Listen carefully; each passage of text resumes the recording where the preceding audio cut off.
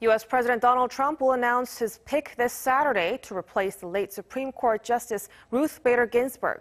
Crowds opposing the president jeered him on Thursday as he appeared at the High Court to pay his respects to the late justice. Our Kim Jae-hee has the story.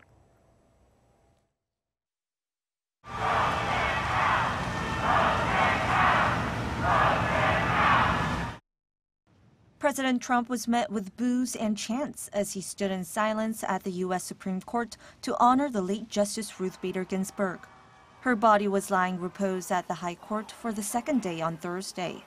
Crowds nearby shouted "Vote him out" and "Honor her wish," slamming the president's plan to announce on Saturday his nominee to replace the late justice. Democrats opposed this, demanding the winner of the November 3rd election name the nominee. Ginsburg reportedly told her granddaughter just days before she died last Friday that her wish is to not be replaced until a new president is installed. President Trump has suggested that Democrats may have written this statement.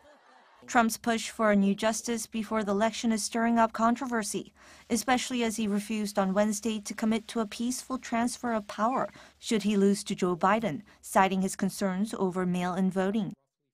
Will you commit here today for a peaceful transferal of power after the election? We're going to have to see what happens. You know that I've been complaining very strongly about the ballots, and the ballots are a disaster. President Trump also said he thinks the election will end up in the Supreme Court, which watchers say may explain his rush to nominate a replacement for Ginsburg.